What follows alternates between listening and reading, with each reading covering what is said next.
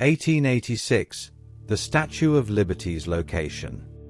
The timeline of collective memory discrepancies frequently begins with geographical and historical anomalies, most notably concerning the physical location of the Statue of Liberty. To understand the depth of this geographic conflation, one must first establish the precise historical and topographical record of the monument.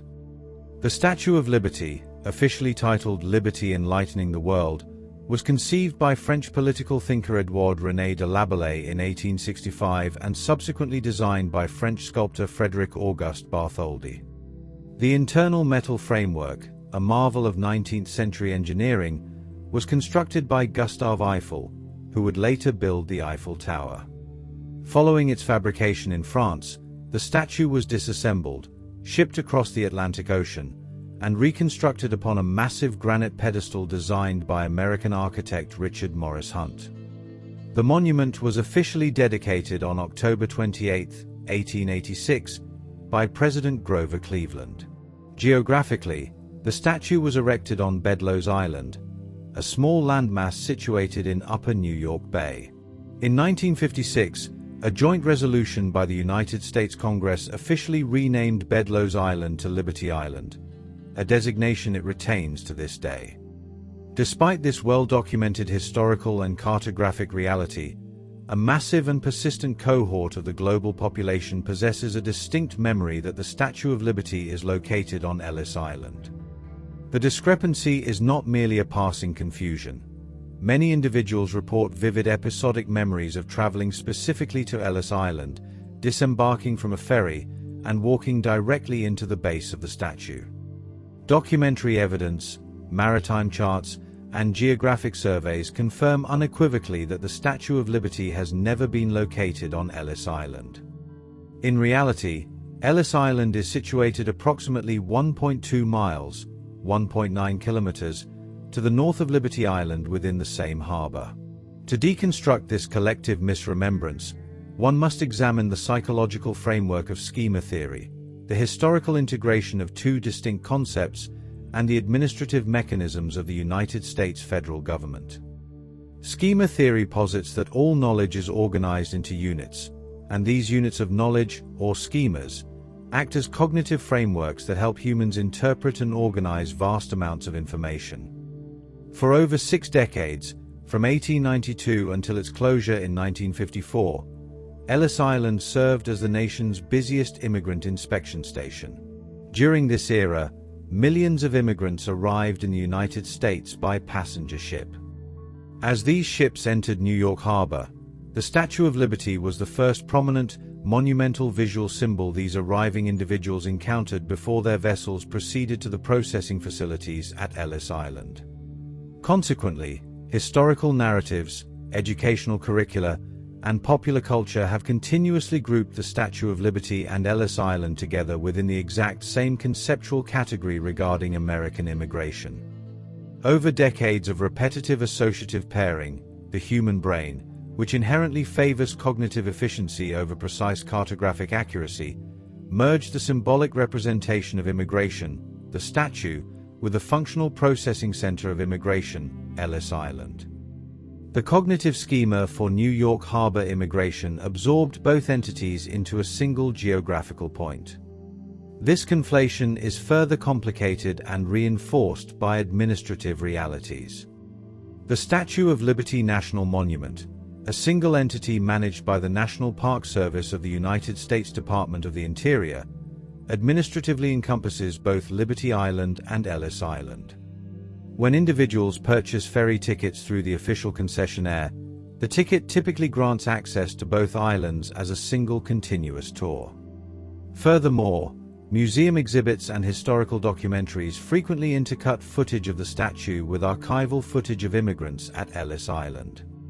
When individuals recall learning about the monument or visiting it, this dual-site administration and interlinked media presentation contribute to a phenomenon known as source amnesia. The individual remembers the factual connection between the two locations but loses the specific encoding of their spatial separation, leading to the false conclusion that the statue itself resides upon the landmass of Ellis Island.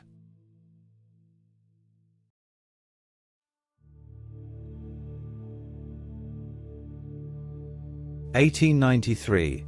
The fruit of the loom, Cornucopia.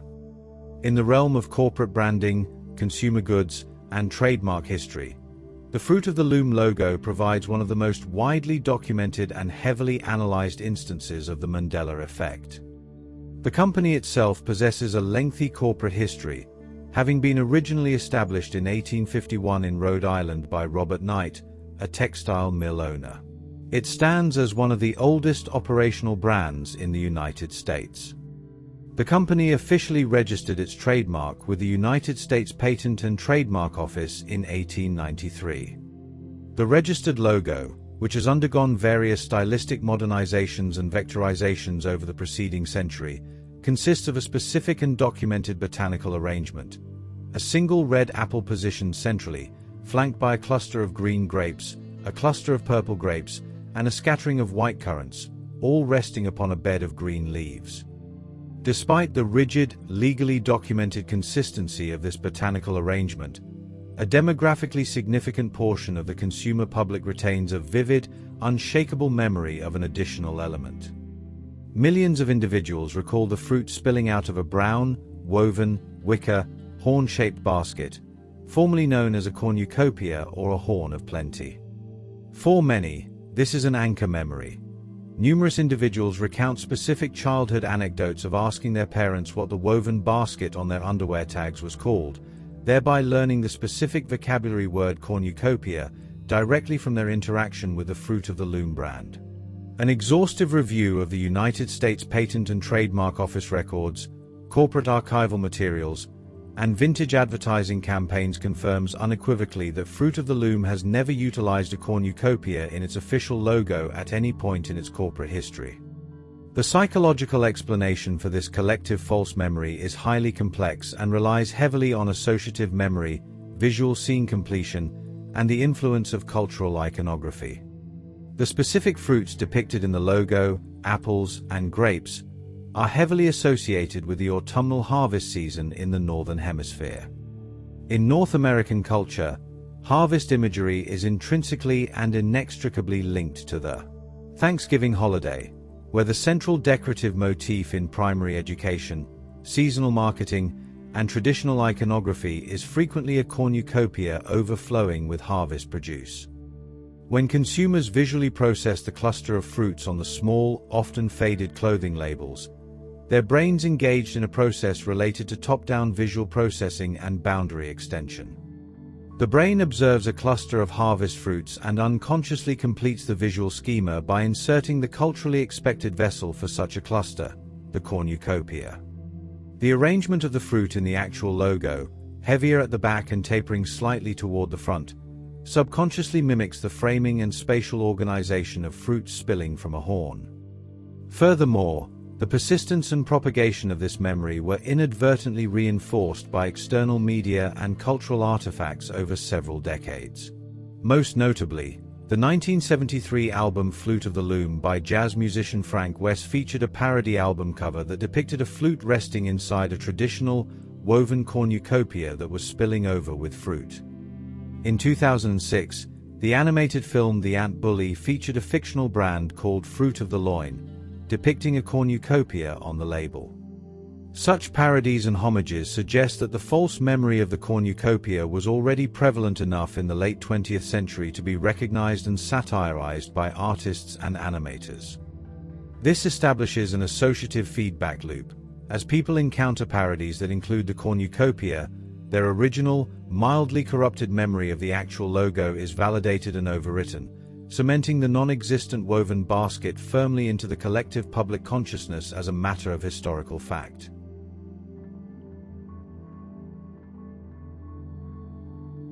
(1912) The Ford logo's pigtail. The Ford Motor Company logo, universally recognized as a blue oval containing the word Ford rendered in a flowing, white cursive script, presents a subtle but pervasive typographic memory discrepancy that challenges our understanding of visual recognition and brand familiarity. While the Ford Motor Company, founded by Henry Ford in 1903, underwent several early logo iterations in its infancy, including highly complex, Art Nouveau-inspired circular badges, the classic flowing script was introduced around 1907. The familiar blue oval background was subsequently added and standardized as the primary corporate identifier beginning in 1912. The collective false memory concerns a highly specific typographic element located within the letter F of the Ford script. A vast demographic of consumers and automotive enthusiasts alike recalls the cursive F as having a standard, relatively unadorned horizontal crossbar, typical of standard cursive instruction. In reality, the horizontal crossbar of the F in the official Ford logo features a distinct, curly loop, commonly referred to in typography as a pigtail, which curls back toward the main vertical stem of the letter. This pigtail has been a consistent, unbroken element of the Ford script for over a century, surviving numerous subtle modernizations of the brand's visual identity. The design of the Ford script is historically attributed to Childe Harold Wills, a friend and early associate of Henry Ford. Wills utilized a font based closely on Spencerian script, a heavily ornamented style of handwriting that was widely taught and commonly used for formal business correspondence in the United States during the late 19th and early 20th centuries. The discrepancy between the actual, physically documented logo and the simplified remembered logo can be attributed to the psychological phenomenon of cognitive smoothing, also known as normalization. The human brain does not encode visual memories like a high-fidelity photographic repository. Rather, it stores generalized, structurally essential representations of familiar objects to drastically conserve cognitive load and storage capacity. The pigtail on the F is an extraneous decorative flourish. It does not alter the phonetic interpretation or the fundamental legibility of the word Ford. In modern contexts, Spencerian script is virtually extinct in daily handwriting, making the pigtail an anachronistic visual element that does not align with contemporary typographic schemas for the letter F.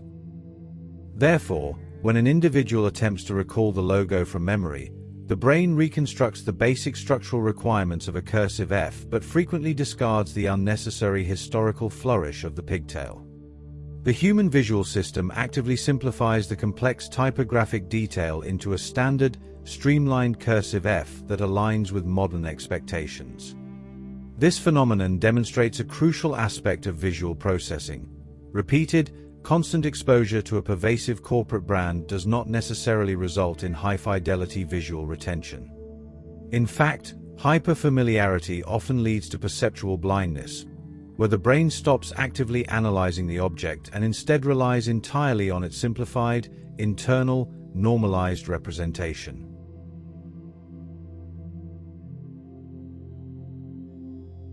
(1928) Mickey Mouse's Suspenders. The timeline progresses into the domain of early animation and character design with the debut of Mickey Mouse in the landmark animated short film Steamboat Willie, officially released on November 18, 1928. Created by Walt Disney and animated primarily by his partner UB Iwerks, the character design of Mickey Mouse was deliberately simplistic.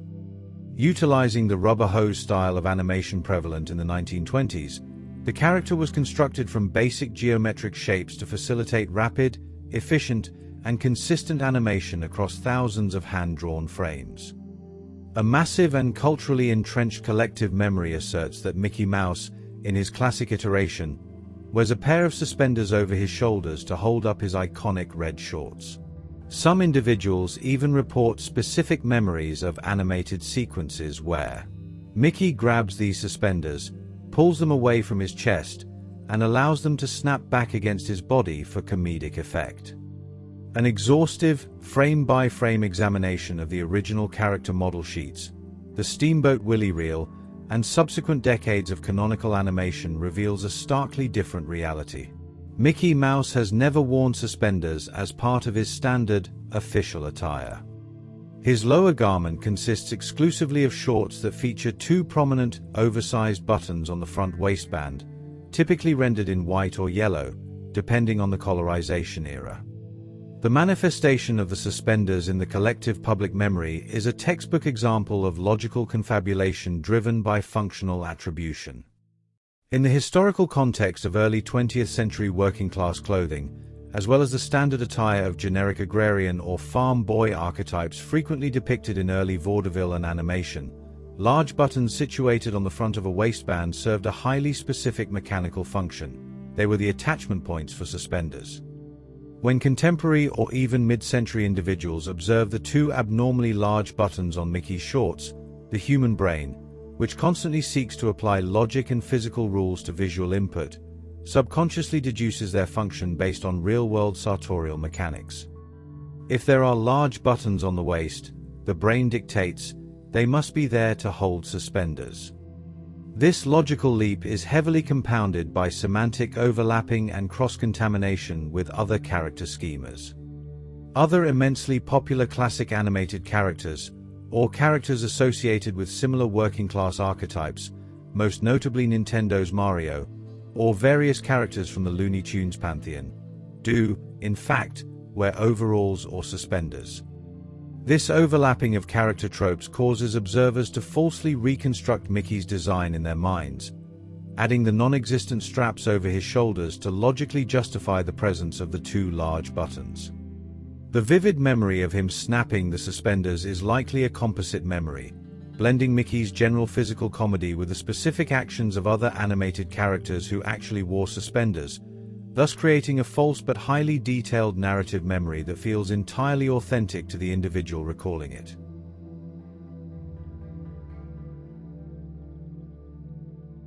(1936) The Monopoly Man's Missing Monocle. The board game Monopoly, published by Parker Brothers, achieved massive commercial success and cultural market penetration following its refinement, patenting, and mass production in the mid-1930s.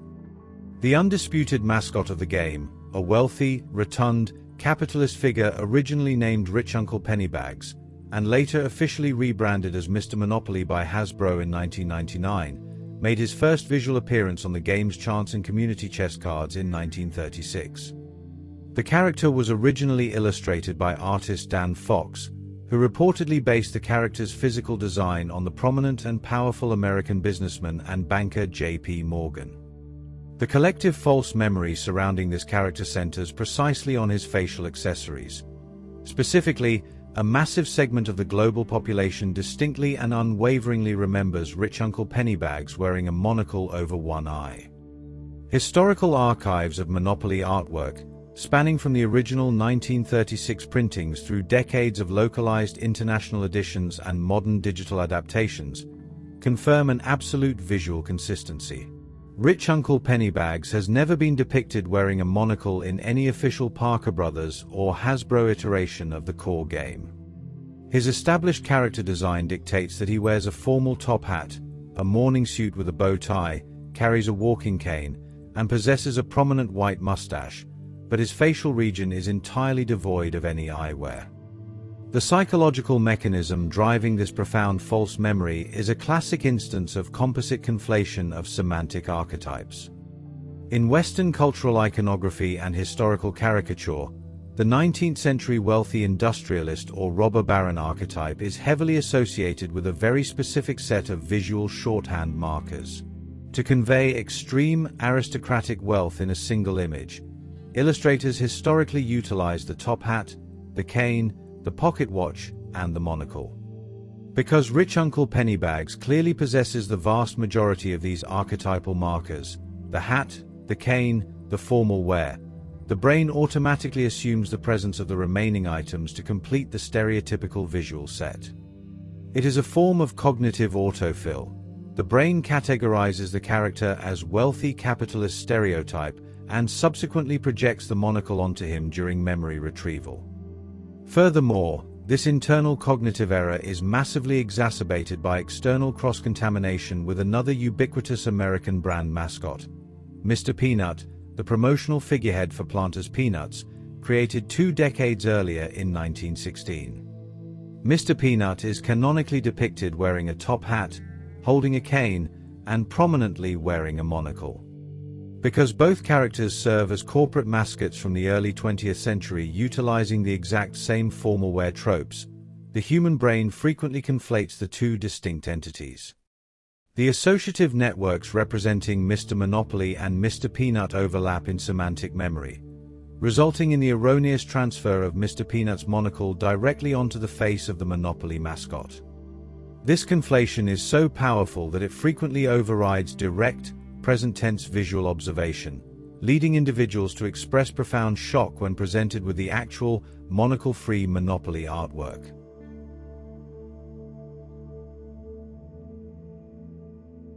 (1937) Snow White's Magic Mirror. The phenomenon of collective auditory misremembrance finds its most prominent cinematic example in Walt Disney's first full-length animated feature, Snow White and the Seven Dwarfs, released on December 21, 1937. This film, a landmark in the history of motion pictures, contains what is widely considered one of the most iconic lines in the history of the medium. The dialogue is spoken by the Evil Queen, the film's primary antagonist, as she stands before her enchanted mirror to affirm her status as the most beautiful woman in the land. The vast majority of the global population, including those who have seen the film multiple times, recalls the incantation as, "Mirror, mirror, on the wall, who is the fairest of them all?" This phrase has become so deeply embedded in the cultural lexicon that it is frequently used as a shorthand reference for vanity, jealousy, and the fairy tale genre itself. However, an objective analysis of the 1937 film's original audio track, the master script, and the subsequent digital restorations reveals a consistent and undeniable fact: the Evil Queen never utters the phrase "mirror, mirror." The actual dialogue spoken by actress Lucille Laverne is, "Magic mirror on the wall, who is the fairest one of all?" This discrepancy is not a minor variation, but a complete replacement of the introductory noun phrase. To understand how a global audience systematically replaced magic mirror with mirror, mirror, one must look at the history of folklore and the psychological mechanisms of linguistic priming and rhythmic preference. The source material for the Disney film is the German fairy tale Schneewittchen, which was first compiled and published by the Brothers Grimm in their 1812 collection, Children's and Household Tales. In the original German text, the Queen's address to the mirror is Spiegelin, Spiegelin, and Der Wand. When this text was translated into English throughout the 19th and early 20th centuries, it was almost universally rendered as Mirror, Mirror, on the Wall. For over a century prior to the release of the Disney film, the Mirror, Mirror iteration was the standard version read in nurseries, schools, and literature worldwide. The repetition of the word mirror creates a trochaic meter that is more rhythmically pleasing and memorable to the human ear than the slightly clunkier magic mirror. When Walt Disney's writers adapted the story for the screen, they opted for magic mirror, likely to emphasize the supernatural nature of the object within the film's specific visual language. However, the cultural saturation of the original Grimm translation was so profoundly entrenched in the collective psyche that it acted as a dominant cognitive filter. Through a process known as proactive interference, previously learned information, the book version, interfered with the acquisition and retention of new information, the movie version. Even as audiences watched the film and heard the words magic mirror, their brains subconsciously corrected the dialogue to match the pre-existing, more rhythmic schema of mirror, mirror. Over the subsequent 8 decades, this error was systematically reinforced by secondary media, including parodies, merchandise, and other film adaptations, such as the 2012 film titled Mirror, Mirror, which defaulted to the Grimm phrasing. This created a massive feedback loop where the incorrect version became the true version in the public mind, effectively overwriting the actual cinematic evidence through sheer cultural repetition. 1939, The Wizard of Oz's Fly, My Pretties. Continuing the exploration of cinematic dialogue anomalies, we examine Metro-Goldwyn-Mayer's 1939 production of The Wizard of Oz. Since its transition to television in the mid-1950s, the film has become one of the most watched motion pictures in history, leading to an extreme level of familiarity with its script.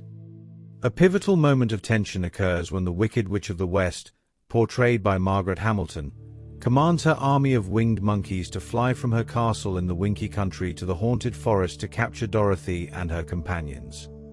The collective memory of this scene is remarkably specific.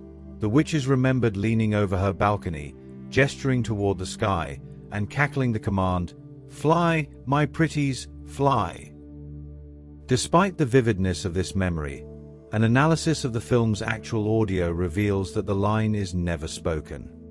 In the scene in question, the Wicked Witch is seen frantically waving her broomstick and shouting, "Fly! Fly! Fly!" She does not use the term pretties or my pretty at any point during this specific sequence.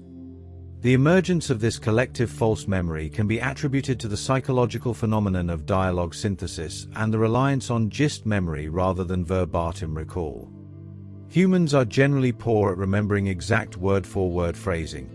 Instead, the brain stores the gist or the general meaning of a scene and then reconstructs the details during retrieval based on established character traits.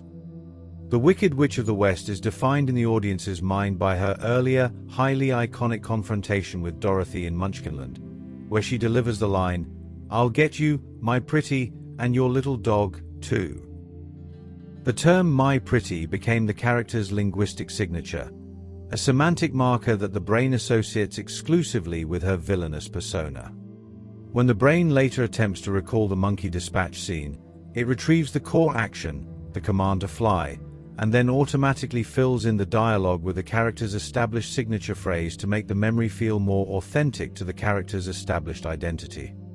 This synthesized phrase, "Fly, my pretties," is actually more descriptive and narratively satisfying than the repetitive "fly, fly, fly" found in the script. Because the synthesized version fits the character's brand so perfectly, it was adopted by pop culture as the standard way to imitate the witch. For decades, comedians, cartoon parodies, and Halloween costumes have utilized the "Fly, my pretties" line as a shorthand method of evoking the character. This persistent external reinforcement ensures that new generations of viewers are primed to hear the line before they even watch the film. When they eventually see the scene, their brains perform a real-time substitution, hearing what they expect to hear rather than the words actually being projected, demonstrating the power of expectation over sensory input.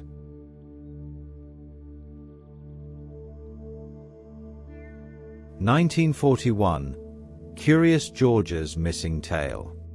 The timeline of collective memory discrepancies shifts from the screen to the pages of children's literature with the 1941 publication of Curious George, written and illustrated by the husband and wife team of Margaret and H.A. Ray. He character of George, an inquisitive primate brought from the jungles of Africa to a large city by the man with the yellow hat, has been a staple of early childhood education for over 80 years.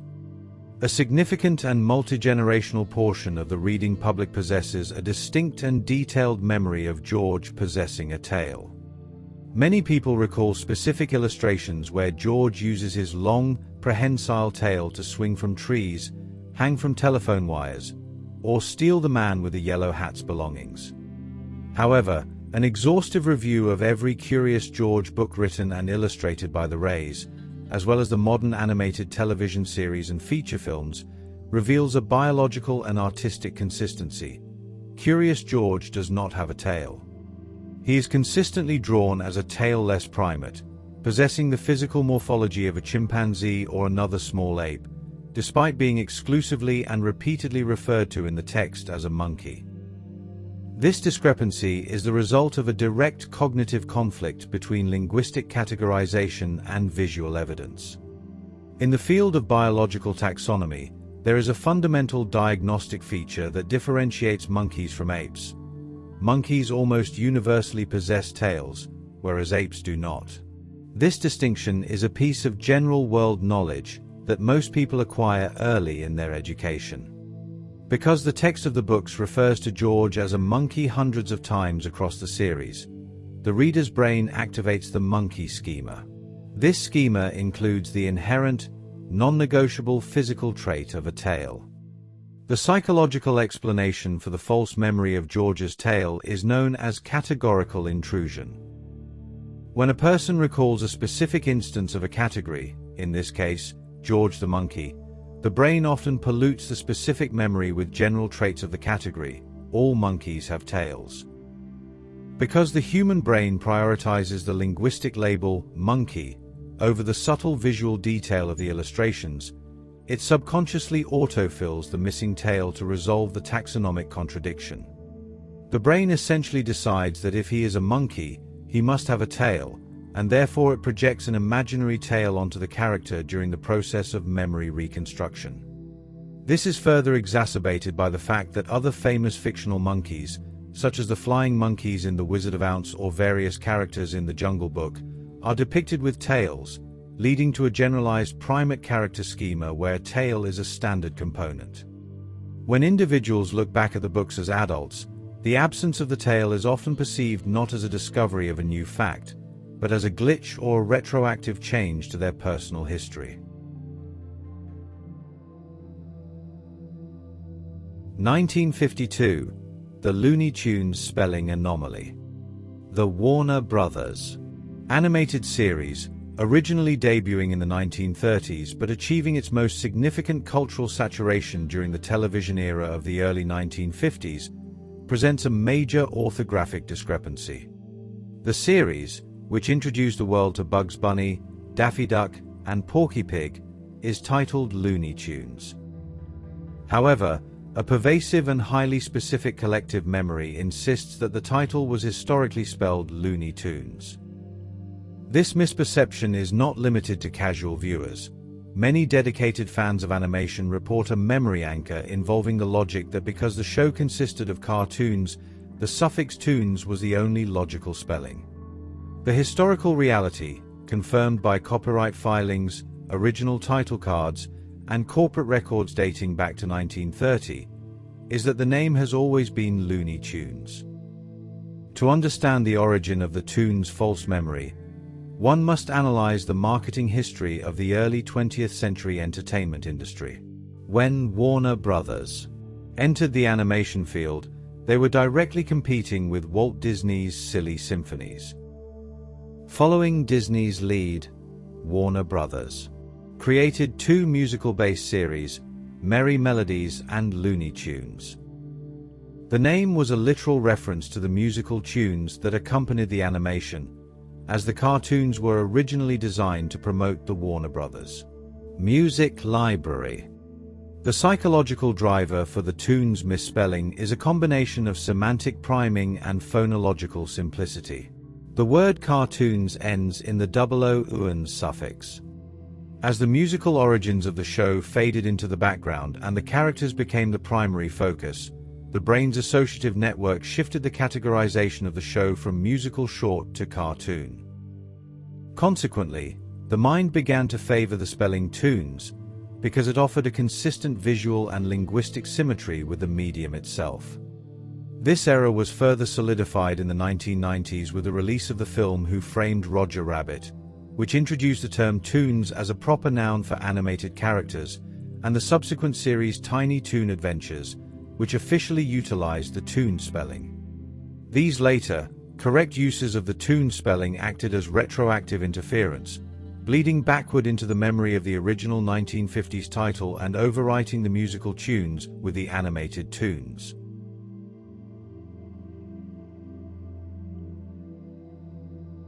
(1955) The Volkswagen Logo Gap. The Volkswagen logo, a hallmark of German industrial design and a global icon of the automotive industry, represents a profound case study in Gestalt grouping and the mechanical failure of visual encoding.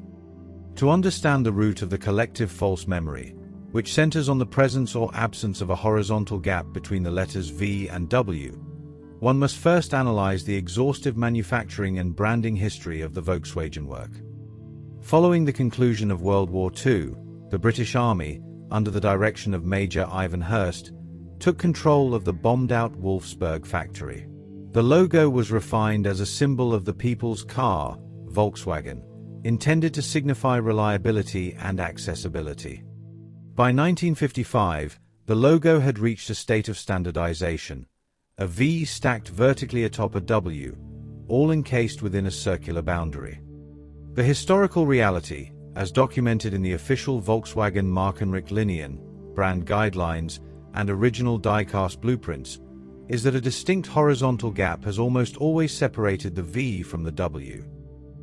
However, millions of observers possess a memory anchor that asserts the two letters were once physically fused into a single, continuous zigzag line.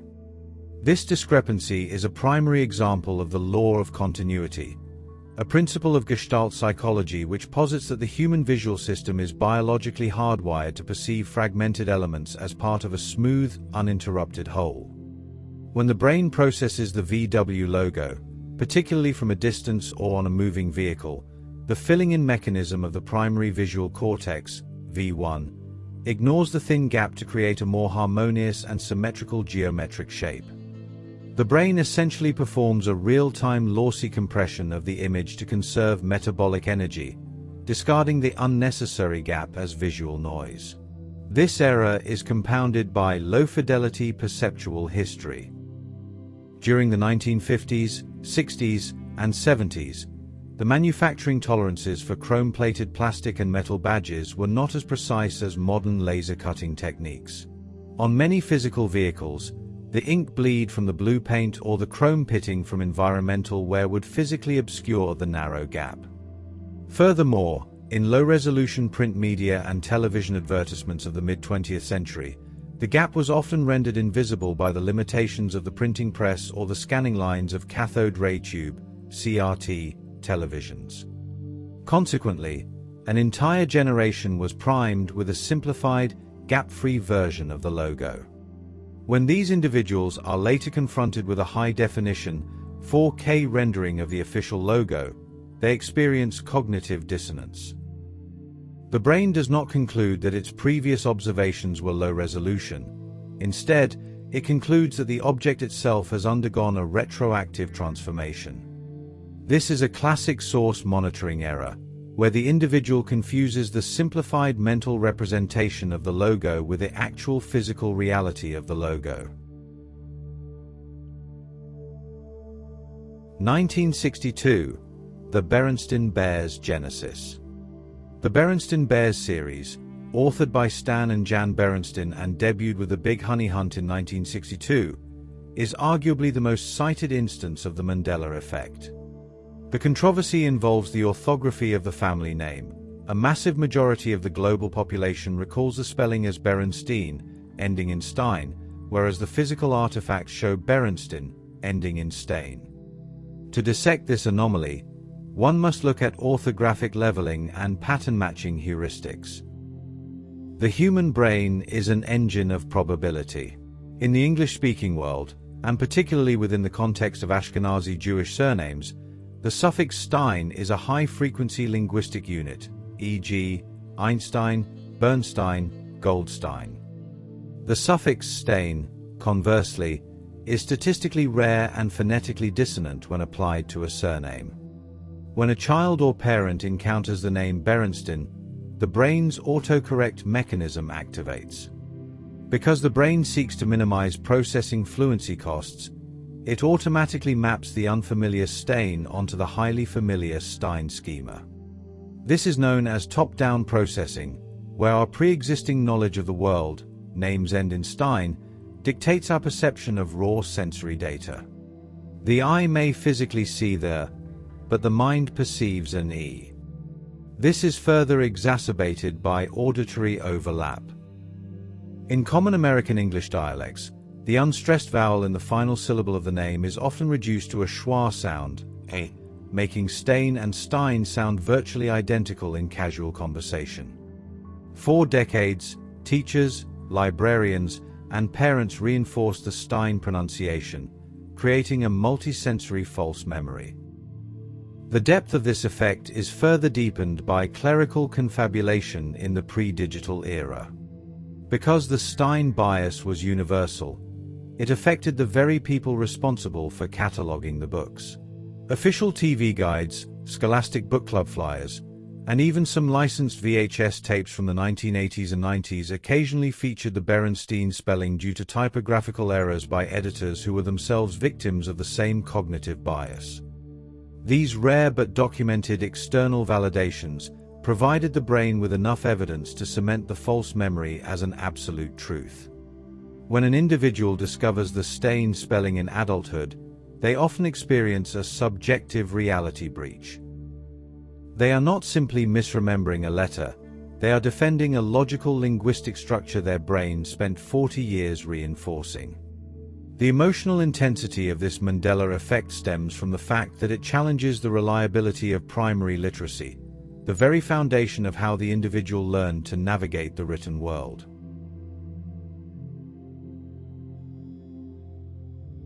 (1963) The JFK Assassination Car Seating. The assassination of John F. Kennedy on November 22, 1963, provides the most significant historical timeline Mandela effect, specifically regarding the capacity and occupancy of the presidential limousine, a modified 1961 Lincoln Continental, codenamed SS-100X by the Secret Service. A significant segment of the public distinctly remembers the car containing 4 people, the President and Mrs. Kennedy in the back, and the driver and a passenger in the front. In the documented reality, the car was a stretch limousine containing 3 rows of seating and 6 occupants. The middle row featured jump seats occupied by Texas Governor John Connally and his wife, Nellie Connally.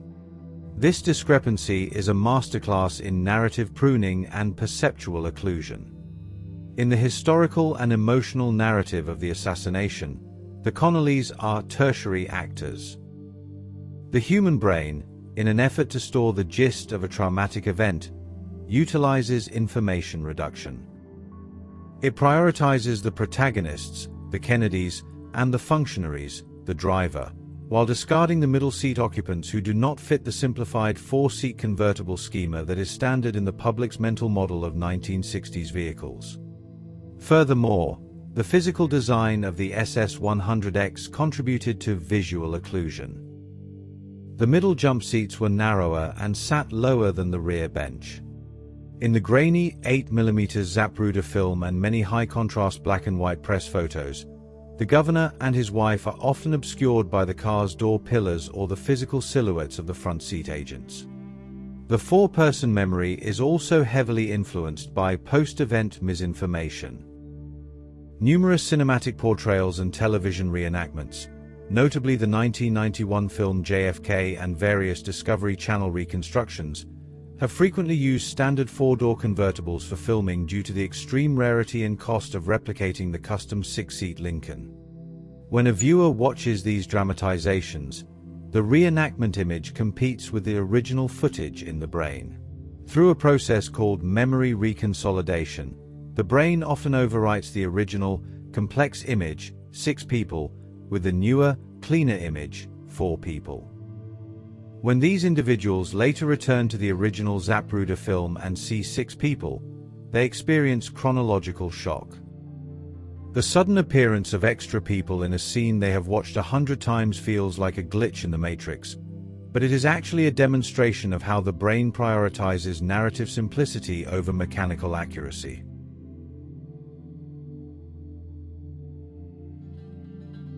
1968, Mr. Rogers' Neighborhood theme song. The inaugural national broadcast of Mr. Rogers' Neighborhood in 1968 marked the beginning of a pedagogical landmark in American public broadcasting. Central to the program's ritualistic structure was the opening sequence, wherein Fred Rogers would enter his stylized television home, exchange his suit jacket for a knit cardigan, and replace his formal shoes with blue canvas sneakers. Accompanying this transformation was the theme song Won't You Be My Neighbor, a composition meticulously crafted by Rogers himself to establish a sense of safety and predictable intimacy. The collective false memory associated with this song is one of the most statistically significant linguistic anomalies in the Mandela Effect database.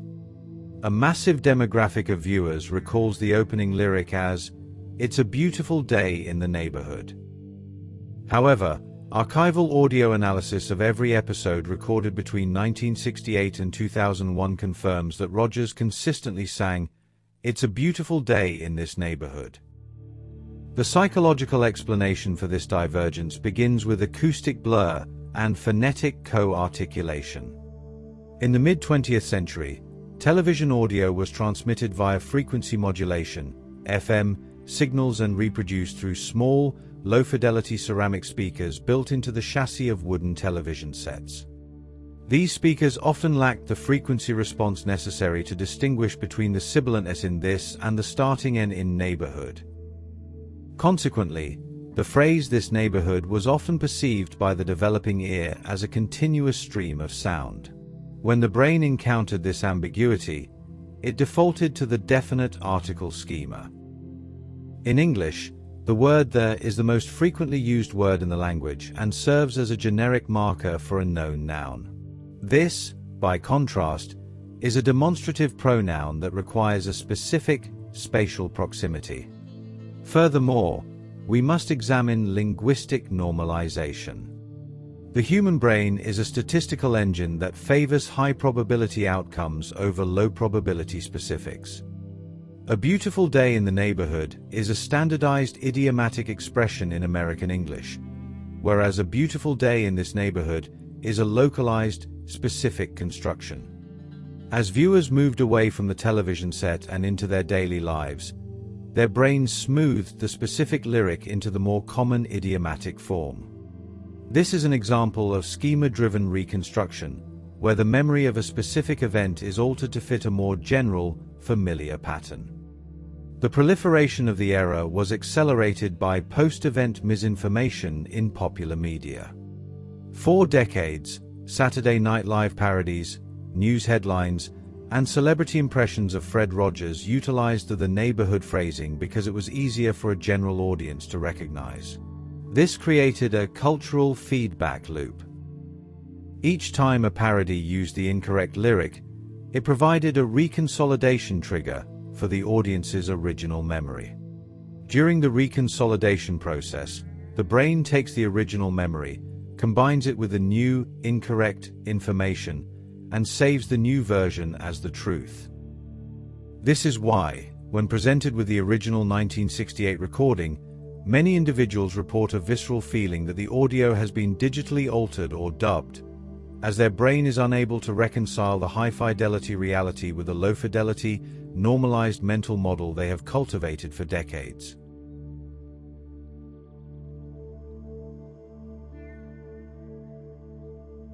(1977) C-3PO's Silver Leg. The 1977 release of George Lucas's Star Wars, later subtitled Episode 4, A New Hope, introduced a visual lexicon that would redefine the science fiction genre. Among the most iconic elements was C-3PO, a protocol droid portrayed by actor Anthony Daniels. C-3PO's visual identity is almost universally defined in the collective memory as being entirely, uniformly gold. However, a rigorous examination of the 1977 production stills, the original costume manufactured by the Elstree Studios prop department, and the 35mm theatrical prints reveals a distinct asymmetry. C-3PO's right leg, from the knee joint down to the ankle, was plated in polished silver. This detail was maintained throughout the original trilogy, yet it remains one of the most frequently missed visual facts in cinematic history. The all-gold Mandela Effect is a result of chromatic normalization and visual environment blending. During the filming of the Tatwan sequences in the Tunisian desert, the high reflectivity silver surface of the lower leg acted as a mirror, capturing the intense ochre and gold hues of the surrounding sand and the golden hour lighting preferred by cinematographer Gilbert Taylor. In wide-angle shots, the silver leg effectively disappeared by reflecting the gold environment, leading the viewer's brain to assume a uniform color palette for the droid.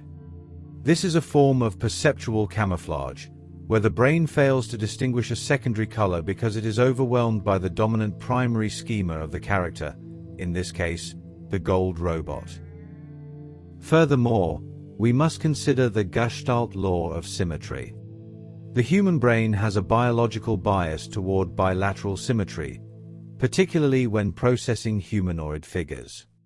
To reduce cognitive load, the brain averages the appearance of limbs. Storing the memory of an asymmetrical limb requires more bits of information than storing a symmetrical one. Consequently, through memory pruning, the brain discards the silver leg as an outlier and stores a simplified, all-gold version. This internal error was then reinforced by 30 years of mercantile inaccuracy. For the majority of the 1970s and 80s, the Kenner Products toy line, which produced the definitive tactile version of the character for millions of children, manufactured the C-3PO action figure in a solid gold-colored plastic.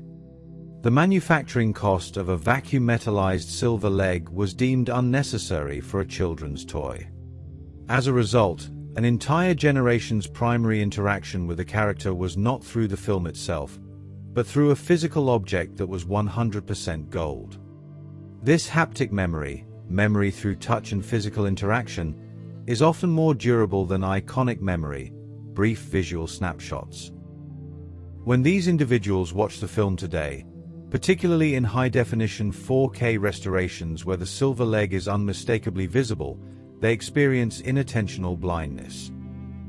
They are so convinced by their toy-based and symmetry-biased mental model that they perceive the silver leg as a special edition alteration or a Mandela Effect glitch, rather than a detail that has been present on the celluloid since the film's inception in 1977. 1977, We Are the Champions ending. The 1977 rock anthem We Are the Champions, composed by Freddie Mercury for the Queen album News of the World, serves as a premier example of auditory anticipation and proactive interference. The track is a staple of global stadium culture, played at nearly every major sporting event to celebrate victory. The collective false memory associated with this song involves the final seconds of the recording. A staggering percentage of listeners are prepared to sing the concluding phrase, "of the world," following the final repetition of the chorus. However, in the actual studio recording, the version that appears on the original vinyl, the CD, and all official digital streaming platforms, the song ends abruptly with the word champions, followed by a clean instrumental cutoff. The explanation for this missing ending involves the complex interaction between canonical encoding and live performance variation. While the studio version lacks the phrase, Freddie Mercury famously added "of the world" to the end of the song during the 1985 Live Aid performance and the 1986 Magic Tour. These live versions were heavily broadcast on MTV and later became the definitive visual memories of the band for the MTV generation. Through source monitoring error, listeners take the high-emotion, high-energy ending of the live performances and retroactively graph it onto their memory of the studio track. The brain does not store the two versions as separate files. Instead, it blends them into a supertrack that represents the essential version of the song. Furthermore, the structure of the song itself creates a powerful musical expectancy. The phrase "of the world" appears at the end of every chorus except the final one. In music theory, this creates an unresolved cadence. The human ear is biologically conditioned to seek resolution in a melody. When the song reaches its climax, the listener's brain is primed by the previous repetitions to hear "of the world." When the music stops short, the brain performs anticipatory completion. It generates the sound of the missing words internally to satisfy the musical pattern. This is a form of cognitive closure, where the mind finds the actual ending so narratively and musically unsatisfying that it hallucinates the expected ending. Over decades of collective rehearsal, singing the song at parties or stadiums, the imagined ending has been reinforced by the social group. Because everyone expects to hear it and often sings it aloud, the external environment provides false validation for the internal error. When an individual listens to the studio track in a quiet environment and realizes the words are absent, they experience chronological dissonance. They are not merely misremembering, they are experiencing the failure of their brain's pattern recognition software, which has been overtrained by live recordings and social reinforcement to expect a resolution that the original 1977 studio master never provided.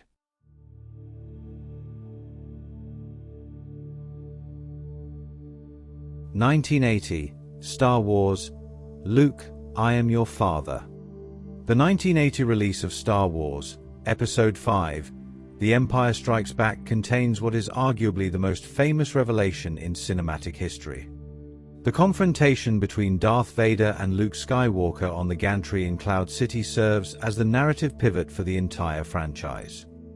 The collective false memory concerns the exact wording of Vader's admission of paternity.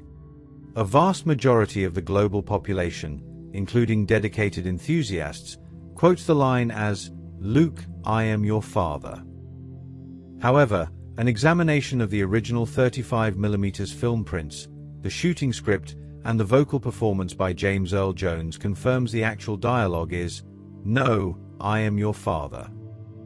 The psychological explanation for this discrepancy lies in contextual anchoring and semantic encoding.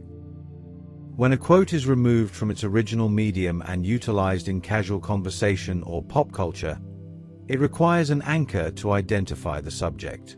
"No, I am your father" is a structurally weak sentence when isolated from the preceding dialogue where Luke accuses Vader of killing his father. By substituting "no" with "Luke," the speaker provides the necessary context for the listener to immediately identify the character being referenced. This is a form of linguistic leveling, where a specific, dependent clause is transformed into an independent, recognizable catchphrase. Furthermore, we must analyze the role of cultural mimicry. One of the earliest and most pervasive instances of this misquote appeared in the 1995 film Tommy Boy, where the character played by Chris Farley speaks into a fan to distort his voice, saying, "Luke, I am your father." This parody, among thousands of others in television and film, provided a secondary encoding for the audience. According to the misinformation effect identified by psychologist Elizabeth Loftus, post-event information, the parodies, can interfere with the original memory, the film. Because the parody version is heard more frequently in daily life than the original film dialogue, the brain overwrites the original memory with a more culturally ubiquitous version. Additionally, flashbulb memory plays a role. The shock of the revelation in 1980 caused a high state of emotional arousal. While emotional events are often remembered vividly, research indicates that the details, verbatim dialogue, are often less accurate than the gist, the fact of the revelation. The brain stores the meaning of the scene, Vader telling Luke he is his father, and reconstructs the words during retrieval based on the most logical linguistic structure. When the brain reconstructs the scene, it defaults to the version that includes the character's name because it is more narratively complete.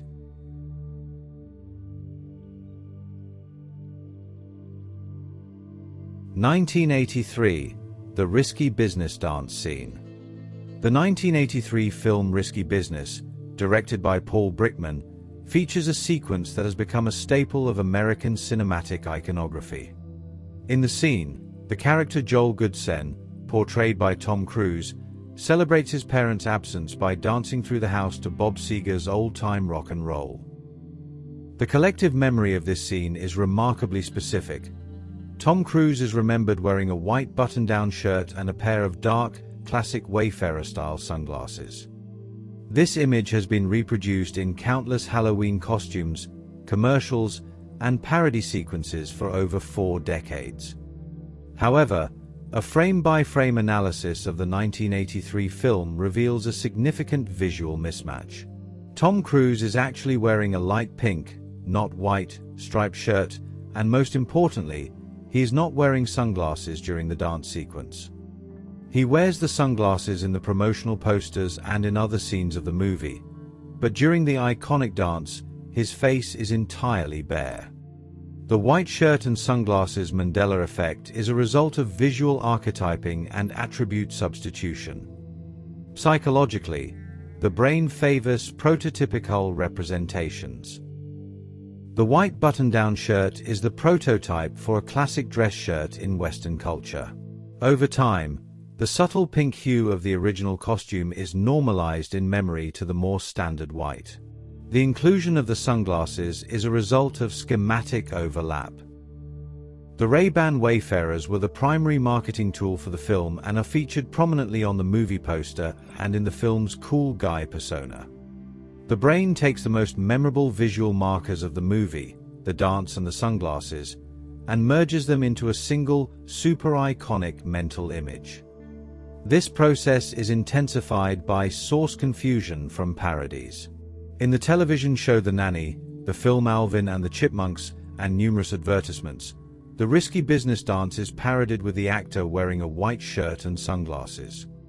Because these parodies seek to make the reference as obvious as possible, they combine all of the movie's tropes into one costume. The audience then sees the parody more often than the original 1983 film. Through reconsolidation, the brain accepts the parody's optimized version of the costume as the historical reality. When individuals view the original scene today, they experience inattentional blindness, often refusing to believe that the shirt is pink or that the glasses are absent, as it contradicts the perfected version stored in their long-term memory.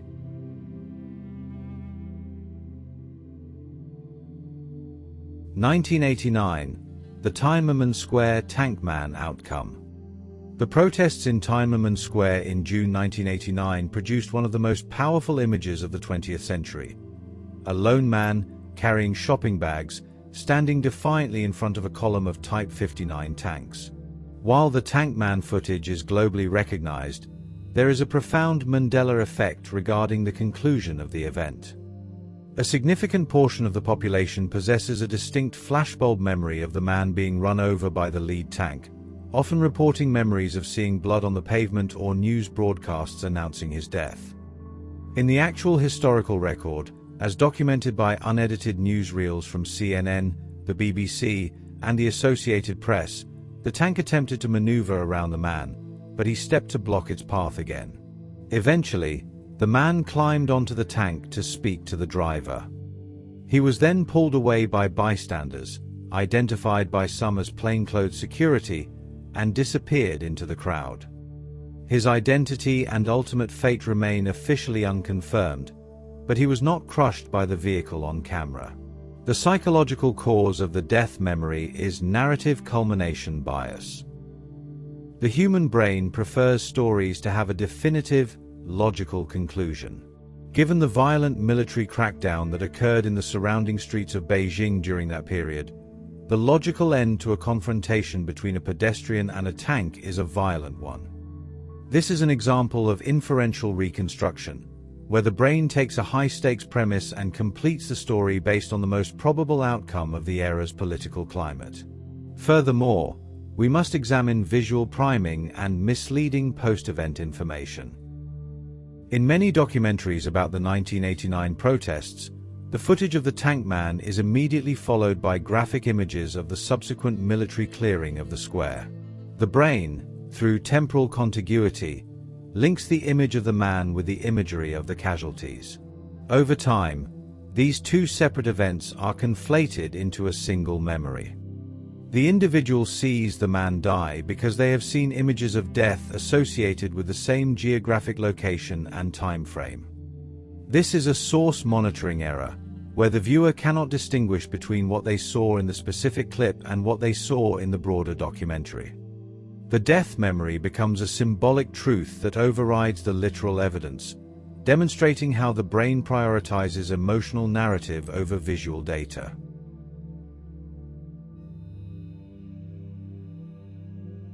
(1991) The Silence of the Lambs. Hello, Clarice. The 1991 psychological horror film The Silence of the Lambs, directed by Jonathan Demme, solidified Dr. Hannibal Lecter, portrayed by Sir Anthony Hopkins, as a premier cinematic antagonist. The collective memory of this film is anchored by a specific greeting Lecter is believed to have delivered to FBI trainee Clarice Starling during their first encounter at the Baltimore State Hospital for the Criminally Insane. The public overwhelmingly remembers Lecter sibilantly whispering the line, "Hello, Clarice," as Starling approaches his glass cell. This specific phrase has become the definitive vocal shorthand for the character, repeated in thousands of parodies, including high-profile spoofs in The Cable Guy and Austin Powers.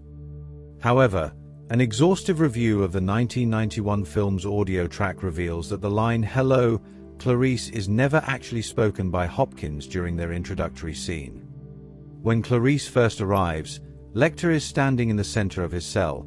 His first words to her are actually, "Good morning." Later, he greets her by name, but the specific, iconic two-word phrase "Hello, Clarice" is an absolute fabrication of the collective memory. The psychological root of this Mandela effect is semantic distillation. In a 2-hour film filled with complex, high-level dialogue, the brain seeks to distill a character's essence into a single, portable phrase. "Hello, Clarice" serves as a perfect placeholder because it captures Lecter's predatory politeness and his obsession with the protagonist in a concise linguistic unit. This error is exacerbated by the misinformation effect through celebrity mimicry. When Anthony Hopkins appeared on talk shows or at award ceremonies following the film's success, he was frequently asked to say the line. Interestingly, Hopkins often obliged by saying "Hello, Clarice," because he understood that was what the audience expected to hear. This created a validation loop, where the actor himself provided post-event misinformation that conflicted with his original performance. Furthermore, the 2001 sequel, Hannibal, actually utilized the line "Hello, Clarice" in its marketing and dialogue to capitalize on the public's existing false memory. This is a rare case of retroactive continuity, where a sequel reinforces a Mandela effect, making it nearly impossible for the average viewer to distinguish between the 1991 original and the 2001 follow-up. The brain merges the two films into a single Lecter schema, where the most famous line, which didn't exist in the first film, becomes the defining memory of the first film.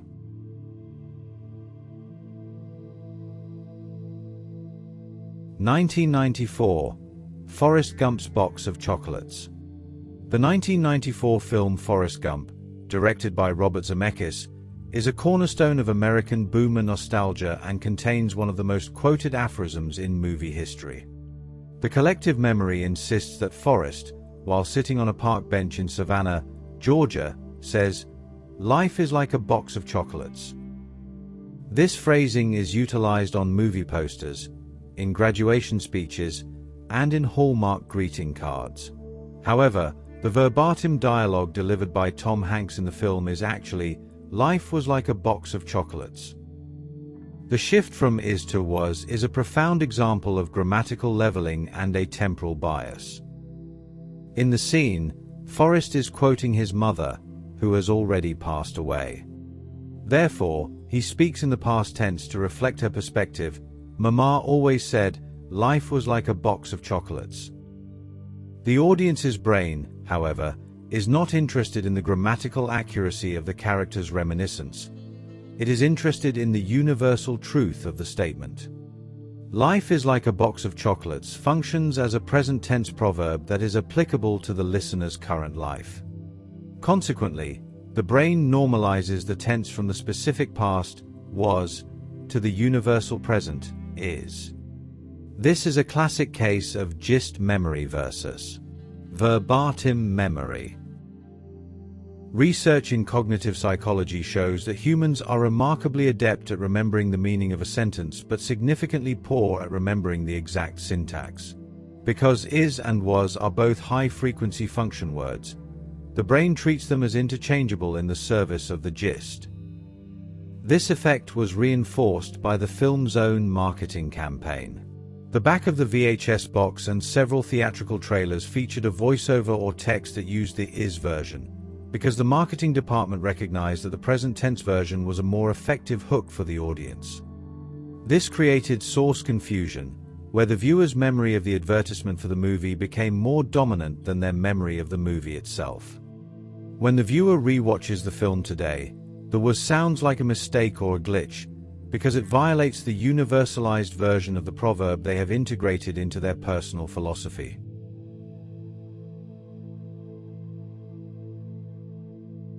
1996, Sinbad's Genie movie Shazaam. The Shazaam phenomenon is widely considered the most complex and controversial Mandela effect, as it involves the memory of an entire film that apparently does not exist. A massive demographic of individuals who grew up in the 1990s possesses a detailed, episodic memory of a movie titled Shazaam, starring the comedian Sinbad, David Adkins, as a clumsy genie who helps two children. This memory is often contrasted with the 1996 film Shazaam, which starred Shaquille O'Neal in a similar role. Those who remember Shazaam frequently claim they vividly remember the poster: Sinbad in a purple vest, wearing an earring, with his arms crossed, appearing out of a lamp. In the historical and physical reality, Sinbad never made a genie movie. The Shazaam memory is likely a composite confabulation involving several distinct cultural elements from the mid-90s. First, there is attribute substitution from the actual film Shazaam. Because Shaquille O'Neal and Sinbad were both ubiquitous black celebrities in the 1990s family media landscape, the brain may have swapped the lead actor over time. Second, there is conceptual priming from Sinbad's actual filmography and public persona. In 1994, Sinbad hosted an afternoon of Sinbad the Sailor movies on TNT, where he dressed in a pseudo-Arabic Genie-style costume, a vest and turban. This visual image, combined with his name Sinbad, which has ancient Middle Eastern folk hero connotations, created a powerful genie schema in the public mind. The name Shazaam itself is a linguistic contamination from multiple sources: the superhero Shazaam, the Gomer Pyle catchphrase Shazaam, and the actual movie title Shazaam. The brain takes these phonetically similar fragments and assembles them into a logical title for a genie movie starring a man named Sinbad. The vividness of the memory is explained by imagination inflation, the phenomenon where imagining an event repeatedly eventually causes the brain to tag that event as a real memory. Because the Shazaam theory has been discussed so extensively online, individuals visualize the poster to see if they remember it.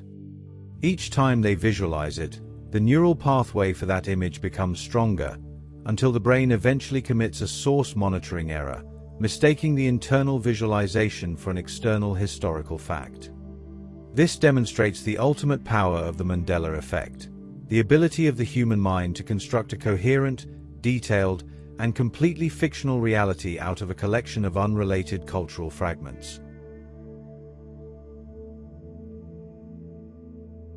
1998, The Sex and the City orthographic and phonetic shift. The HBO television series Sex and the City, which premiered in 1998, stands as a cultural monolith of turn-of-the-millennium television. Based on Candice Bushnell's 1994 newspaper column in the New York Observer and her subsequent 1996 book compilation, the series fundamentally reshaped the landscape of premium cable programming. However, it also generated one of the most stubborn and deeply entrenched Mandela effects in the pop culture lexicon. A statistically massive demographic of viewers, including self-proclaimed superfans who watched the series religiously during its original six-season run, possess an unshakable, vivid memory that the show was originally titled Sex and the City. This collective memory is so powerful that individuals frequently scour the internet for vintage VHS tapes, promotional posters, or early TV guide listings, absolutely convinced they will uncover proof of the inspelling before some perceived retroactive reality shift occurred. The physical, documented reality is indisputable. From Bushnell's very first column in 1994 to the final movie adaptation, the title has exclusively and permanently been Sex and the City. To understand how millions of brains systematically overwrote the conjunction and with the preposition in, we must execute a deep dive into the mechanics of sociolinguistics, auditory processing, and syntactic expectancy. From a linguistic standpoint, the phrase Sex in the City utilizes a standard, highly common prepositional structure. The word in denotes a location, establishing a logical narrative framework. The act of sex is occurring within the geographic boundaries of the city. It is a descriptive, functional phrase. Conversely, Sex and the City is a coordinate construction. By using the conjunction and, the title elevates both subjects to equal, interconnected prominence. The show is not just about the acts occurring within the environment. It is an exploration of sex as a concept matched against the city, New York, as a living, breathing character. While this coordinate structure is brilliant for a thematic title, it is less common in everyday, conversational English than a simple prepositional phrase. When the human brain, which operates as a highly efficient predictive text engine, stores the title in its long-term semantic memory, it often defaults to the path of least cognitive resistance. It normalizes the artistic, coordinate title into the standard, everyday prepositional phrase. Furthermore, the primary driver of this Mandela effect is rooted in the neurobiology of auditory processing and phonetic reduction. In fast-paced, colloquial American English, speaker articulation naturally degrades to conserve respiratory and muscular energy. When the phrase "Sex and the City" is spoken aloud at a normal conversational cadence, the conjunction and undergoes a process called phonetic slurring. The hard D consonant is almost entirely dropped, and the vowel is reduced to an unstressed schwa sound, represented in the International Phonetic Alphabet as a. The resulting auditory output is "Sex and the City." When this sound wave enters the human ear and is processed by Wernicke's area, the region of the brain responsible for language comprehension, the brain must decode the ambiguous alveolar nasal consonant, n. The brain instantly cross-references this sound with the geographic context of the show.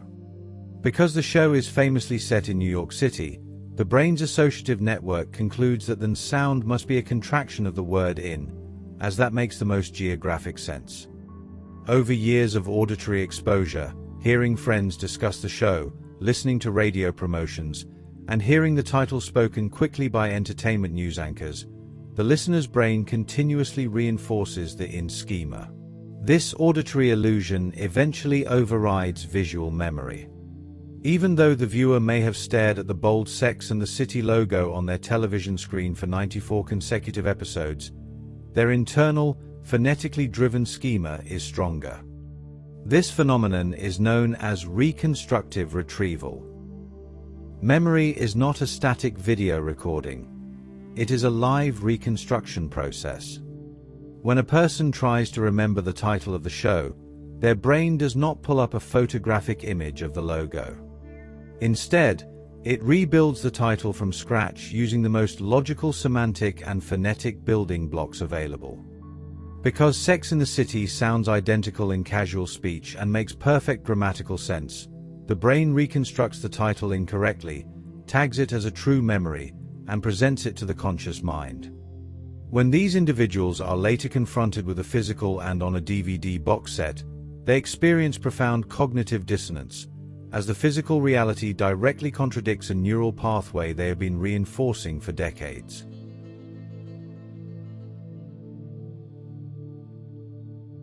(1999) Pikachu's missing tail tip and Gestalt symmetrization. The explosion of the Pokémon franchise in the late 1990s represents one of the most aggressive and rapid global commercial expansions in the history of entertainment. At the absolute center of this cultural phenomenon is Pikachu, the franchise's electric mouse mascot. Originally designed by Otsuko Nishida, who initially based the character on a Japanese sweet called a daifuku before modifying it to resemble a squirrel, and finalized by lead artist Ken Sugimori, Pikachu's visual design is a masterclass in recognizable, simplified geometry. Characterized by a bright yellow body, red circular cheeks, and a jagged, lightning bolt-shaped tail, Pikachu is as globally recognizable as Mickey Mouse. However, a massive demographic of millennials and Generation Z individuals who grew up during the peak of Pokemania harbor a vivid, hyper-specific false memory regarding the character's tail.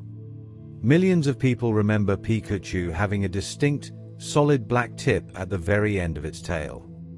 An exhaustive review of the official Nintendo video games, Game Freak concept art, Creatures Incorporated trading cards, and the thousands of episodes of the animated television series reveals an unwavering canonical truth.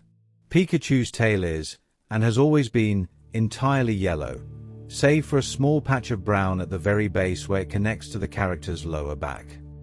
There has never been a black tip on the end of the tail in any official, primary iteration of the character. The pervasive memory of this non-existent black tip is a textbook demonstration of visual symmetrization, feature migration, and the misinformation effect generated by gray market merchandising. From a cognitive psychology perspective, the human visual system is heavily governed by Gestalt principles, particularly the law of symmetry and the law of pragnans, the tendency to interpret complex shapes in the simplest way possible. When the brain processes the image of Pikachu, it immediately notes the distinct black tips on the character's long, pointed ears. The human brain possesses a deep biological bias toward bilateral and bodily symmetry. It expects patterns established on one extremity to be mirrored on other extremities. When the observer's brain encodes the memory of Pikachu into long-term storage, it unconsciously seeks to balance the visual equation. It takes the established black tips from the ears and conceptually projects them onto the pointy end of the tail, creating a more cohesive, mathematically satisfying, and symmetrical mental model. This internal biological error is heavily compounded by feature migration within the franchise itself. In 1999, the release of Pokémon Gold and Silver introduced Pichu, the pre-evolved baby form of Pikachu. Pichu's character design does feature a tail that is entirely solid black. Furthermore, female Pikachus were later introduced with a heart-shaped cleft at the end of their tails, and a specific cosplay Pikachu variant in later games featured a black tip shaped like a heart. The human brain is highly susceptible to associative interference. Over decades of exposure to these various, similar-looking creatures within the same evolutionary line, the brain begins to blur the distinct character sheets together, migrating the black coloration from Pichu's tail onto the classic memory of Pikachu. Finally, we must account for the massive bootleg market of the late 1990s. Because Nintendo could not manufacture official plush toys fast enough to meet global demand in 1998 and 1999, unauthorized grey market manufacturers flooded shopping malls, carnival games, and discount stores with knockoff merchandise.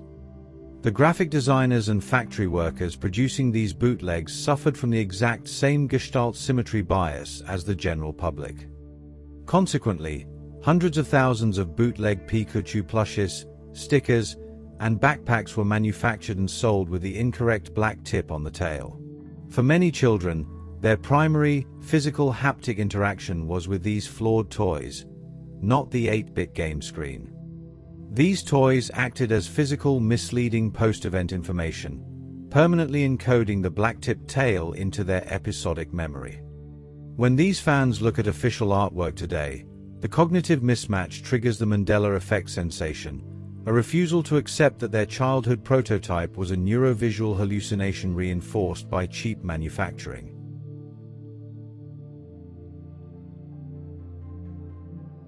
– 2009. The coinage of the Mandela Effect.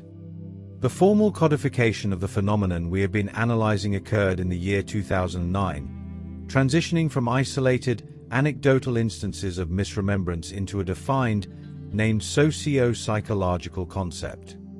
The genesis of the term the Mandela Effect is universally attributed to Fiona Broome, a self-described paranormal consultant. The defining moment occurred in the physical environment of Dragon Con, a massive, multi-genre pop culture convention held annually in Atlanta, Georgia. It was within the convention's green room, a staging area for speakers and guests, that Broome initiated a casual conversation with other attendees regarding the history of South African anti-apartheid revolutionary Nelson Mandela. During this discourse, Broome articulated a highly specific, episodic memory. She possessed a distinct recollection that Nelson Mandela had died while incarcerated in a South African prison during the 1980s. Crucially, Broome's memory was not merely a vague assumption of his passing. It was structurally dense and rich with fabricated multimedia details. She vividly recalled watching television news coverage of his funeral, remembering the specific emotional cadence of the broadcasts, the riots in the streets of South Africa, and a heartfelt, widely televised speech delivered by his widow, Winnie Mandela. Upon sharing this detailed narrative with her peers at the convention, Broom experienced a profound sociological shock. Several other highly educated, rational individuals in the room possessed the exact same, hyper-detailed false memory. This localized consensus within the convention green room prompted Broom to launch a dedicated website in early 2010 to document this specific temporal anomaly, officially christening it the Mandela Effect. To analyze the neurobiological and historical etiology of this specific patient zero memory, we must examine the intersection of source monitoring errors, historical conflation, and Western media consumption during the late 20th century. In the 1980s, the South African apartheid regime was a focal point of intense global news coverage and international boycotts. Nelson Mandela was the most prominent figurehead of the resistance, yet his physical image was heavily restricted by the South African government. Very few contemporary photographs of him were available to the Western public during his 27-year imprisonment. Simultaneously, the Western media frequently reported on other tragic figures within the anti-apartheid movement. The most notable of these was Steve Biko, an activist who was brutally murdered in police custody in 1977. Biko's death sparked massive international outrage, highly publicized funerals, and riots, events that precisely mirror the false memories attributed to Mandela. The human brain, attempting to synthesize complex geopolitical history over decades, engages in semantic clustering. The associative network responsible for South African apartheid resistance contained nodes for Nelson Mandela, Steve Biko, prison, death, riots, and mourning. Over time, the brain's pruning mechanism decayed the specific identifying markers of Steve Biko and merged his tragic narrative arc with the more globally recognizable name of Nelson Mandela. This conflation was further accelerated by pop culture, specifically the 1987 Richard Attenborough film Cry Freedom, which dramatized the death of Steve Biko, and the globally televised 1988 Nelson Mandela 70th birthday tribute concert at Wembley Stadium. The brain of a Western observer in 2009, attempting to reconstruct events from 20 years prior, pulled fragments from the movie Cry Freedom, the emotional tone of the tribute concert, and the factual imprisonment of Mandela, weaving them together into a seamless, completely fabricated flashbulb memory of Mandela's death in the 1980s. When Broom and her colleagues discovered their shared confabulation, they did not recognize it as a standard failure of episodic memory. Instead, the sheer vividness of the shared error led them to hypothesize that they had somehow crossed over from a parallel timeline.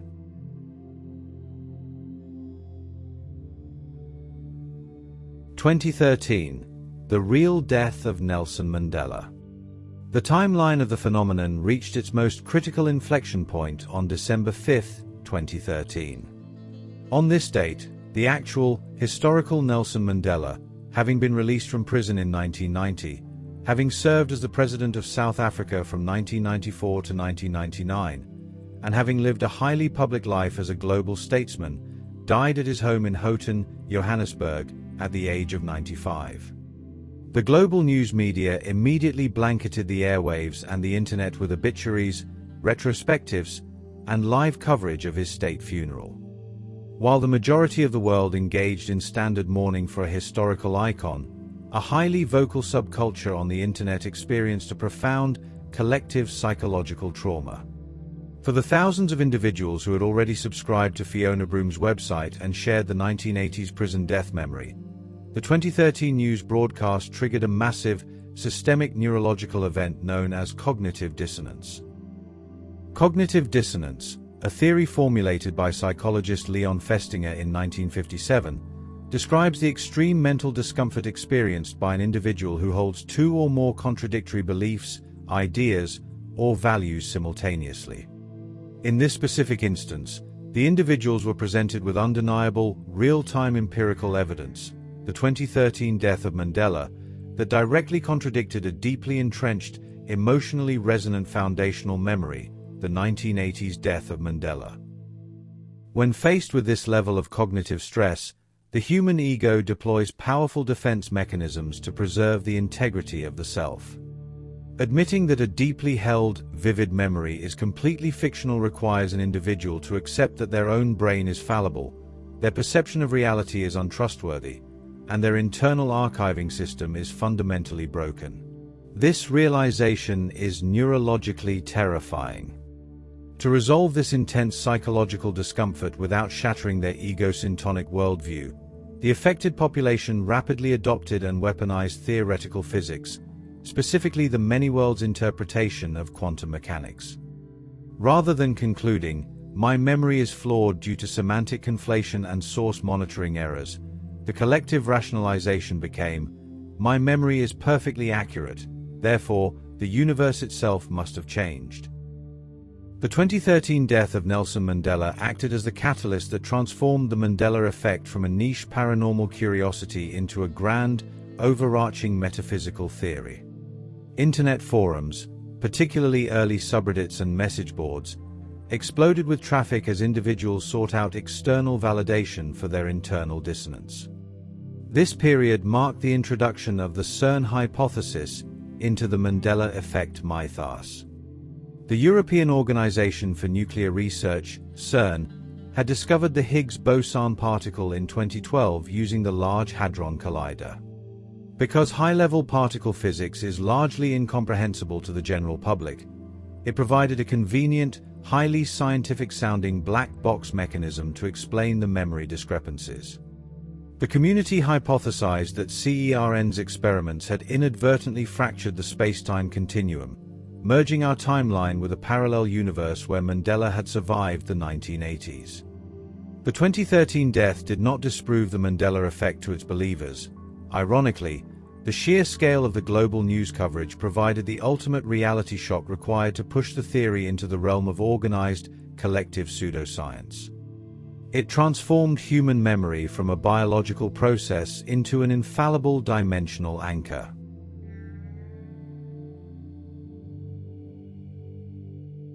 2015. The Global Viral Awakening. The final phase of the phenomenon's evolution occurred between mid-2015 and early 2016, marking the transition of the Mandela Effect from an esoteric internet subculture into a ubiquitous, mainstream global viral sensation. Prior to 2015, the examples discussed under the umbrella of the Mandela Effect were largely confined to geopolitical events, geographic anomalies, and the deaths of prominent figures, such as Billy Graham or the Tank Man. However, the viral awakening was triggered by a fundamental shift in the subject matter, the realization of orthographic and consumer branding discrepancies, spearheaded almost entirely by the Berenstain Bears revelation. While a blog post by a user named Reese had discussed the Berenstain anomaly as early as 2012, it was the specific socio-technical architecture of the 2015 Internet that allowed the concept to achieve critical mass. By 2015, social media algorithms on platforms like YouTube, Reddit, Facebook, and Twitter had been heavily optimized for attention economy metrics, specifically favoring content that generated high emotional arousal, debate, and rapid sharing. When digital media outlets like Vice, BuzzFeed, and influential YouTube creators began publishing listicles and video essays titled 10 Things You Remember That Never Actually Happened, they essentially weaponized cognitive dissonance for viral engagement. The Berenstain Bears anomaly was the perfect vector because it applied to a universally shared, multi-generational childhood experience. It shifted the Mandela Effect from the distant, abstract realm of South African politics directly into the personal, nostalgic bedrooms of Western consumers. The explosive spread of the phenomenon in 2015 can be attributed to the social contagion of memory, facilitated by high-speed digital connectivity. When an individual watched a YouTube video asserting that Darth Vader never said, "Luke, I am your father," they were not evaluating this information in a vacuum. They immediately scrolled to the comment section, where tens of thousands of other users were expressing profound shock and validating the false memory in real time. This immediate, massive echo chamber provided unprecedented external reinforcement.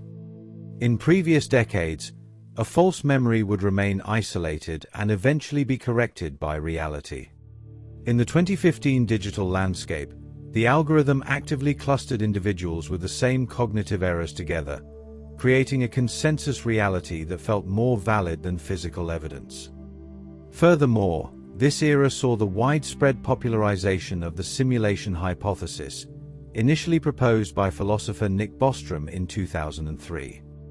As virtual reality technology and highly realistic video games became mainstream in 2015, the general public became increasingly receptive to the metaphor that reality itself might be a digital construct. The Mandela Effect was seamlessly integrated into this framework.